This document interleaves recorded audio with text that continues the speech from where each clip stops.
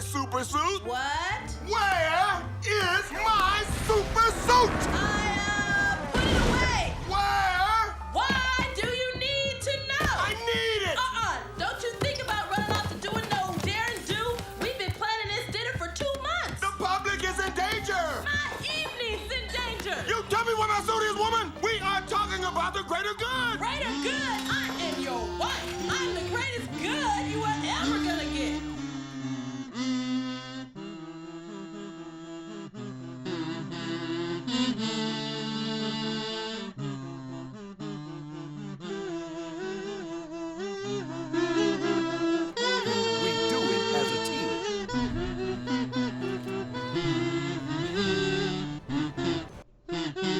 Marvel Ultimate Alliance 3 was a game I thought we would never get. Marvel Ultimate Alliance 2 released way back in 2012, and it got a relatively good reception from reviewers and fans alike. Then over the next couple of years we would witness a lot of Marvel video game properties blip out of existence from the digital stores as licenses ran out and Marvel opting not to renew these licenses. And 2018 showed us what we had been missing from the Marvel brand in entertaining video games that weren't tied to the movies that had been dominating pop culture over the past decade, and gave us hope of what was to come. At E3 this year we were shown a glimpse of the Avengers game coming out next year, and promised a new Ultimate Alliance exclusive for Switch this year. Keen as to get into anything Marvel, I grabbed this day one and got stuck into it. Here is my impression and review. Does this carry on the success of 2018's Spider-Man, or do we have another case of Amazing Spider-Man 2 on our hands? I don't feel so good.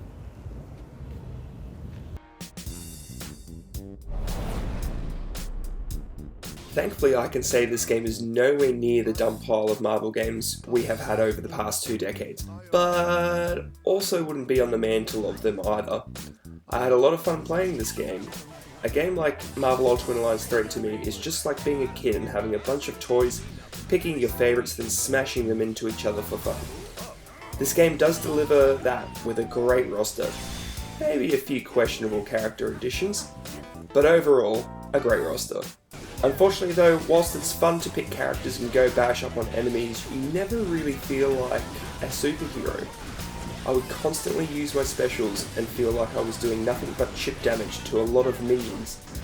I understand the game couldn't let you play Hulk and have you steamroll minions as it would make the game too easy, but who cares?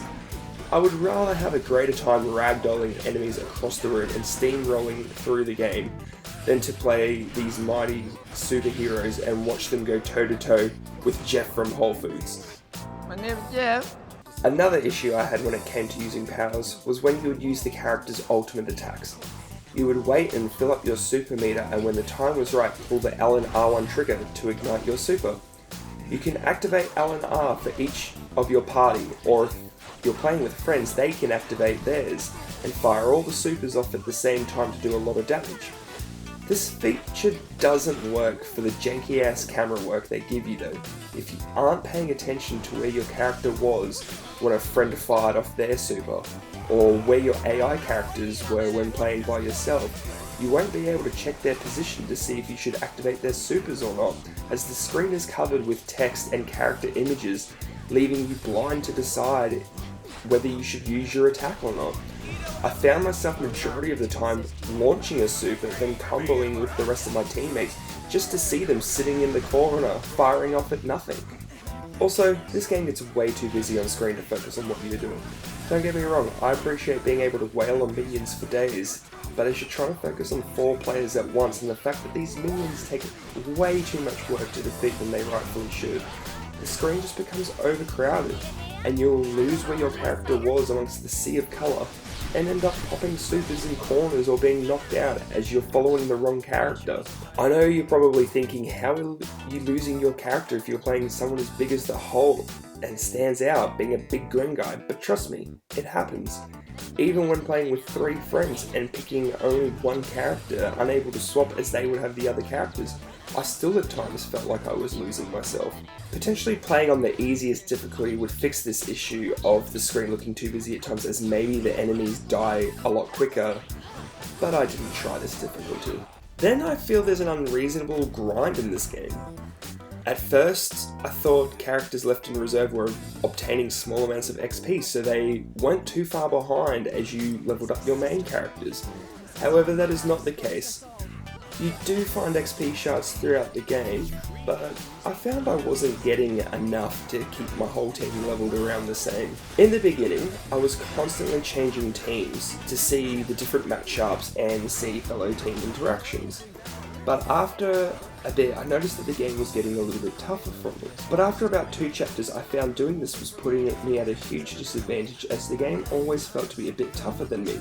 I wasn't leveling fast enough and I kept trying to spread the XP out, which held me back from unlocking newer powers or even leveling up the beginning powers. From about chapter 3 onwards, I decided I was going to keep the main 4 and ran the MCU Avenger lineup of Cap, Thor, Iron Man and Hulk. These were my boys for the rest of the journey. From then on, I felt the difficulty evened out as I was actually leveling and upgrading my characters as the game went on, and probably only got stuck twice, which was usually due to the before mentioned issue of screen busyness and bulk attacks of juggling my players for nearly their whole health bar. There's also a sphere grid map that reminded me of the Final Fantasy X leveling, but it's nowhere near as impressive. This grid can be filled out by using in-game currency to purchase stuff like health boost, strength boost, energy boost, all that sort of stuff, and by the end of one playthrough I had barely filled out 20% of the entire map. It's also a little boring in that the grid is purely stat increases of the smallest proportions, so when you unlock it, you don't actually feel any stronger. The game also has an equip opponent where you can go through the game and you find these ISO 8s that drop and you equip them to your character in one of 4 slots depending how far you've leveled your character. Yet again, these mostly added the smallest stat increases to the point of being unnoticed. If you're lucky enough to get a giant drop, that'll give you a slightly noticeable stat increase, but these were a few and far between and I only grabbed a couple by the end of my playthrough. But leveling isn't even the tip of the iceberg when it comes to grinding in Marvel Ultimate Alliance 3. There are 4 different rift maps to complete, each unlocking a secret area and some colour palette swaps for other characters. The grind in these was real, and to be honest, I don't personally feel them to be worth it and probably won't follow them up. I could recommend reading up strats for what team and level to attempt these, but this isn't the sort of game you should be going online to look at strats to how to achieve a challenge. The game plays and looks like it should be an arcade box at a time zone or a bowling alley, yet has a grind with challenger and difficulty of something that reminded me of Destiny or Anthem. Finally, the story. There's not much to say on this as well, as it feels like there wasn't a lot of work put into it. It mimics the MCU in using the Infinity Stones as a catalyst for the heroes teaming up, but that's about all it copies from the successful movies, as it delivers a very weak story that has cliche story devices you'll see coming from a while away. However, for this sort of game, I personally didn't come in looking for a story to engross me. I just wanted to get my favourite heroes together and smash up on some enemies. Yet despite all these flaws with the game, the lack of feeling powerful, the confusion as the screen becomes busy with minions and powers blowing up your screen in all sorts of colours, the unnecessary grind and lackluster leveling grid, I found myself enjoying the game through Marvel Ultimate Alliance 3 nearly every second of the journey. This was only amplified when playing with friends. The bickering and bantering that came from playing with friends as you would take on a pack of enemies, get stuck fighting for camera control, whilst annoying, was still a lot of fun. I can easily see myself adding this game to games night when friends are over. It's definitely not on par quality wise with the likes of Smash Bros or Mario Kart, but I see this game being one of those types of games that gets played with a lot of friends over. The game was entertaining when the characters interacted in cutscenes, and yet again it made me feel like a kid with a toy box full of Marvel toys.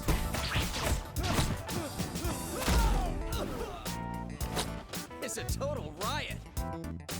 Marvel Ultimate Alliance 3 was flawed, but I found myself having a lot of fun, and if anything, this game felt like an appetizer for what's to come from Marvel's Avenger game releasing next year. If you're a Marvel fan and own a Switch, I could recommend purchasing this. Maybe wait for a sale, however. I give this game a rating of no regrets. Thank you for listening to this review. I hope you enjoyed it. If you could smash that like button, subscribe, ding the bell, do all the things, that'll keep Ziggy off my back. Thanks, guys.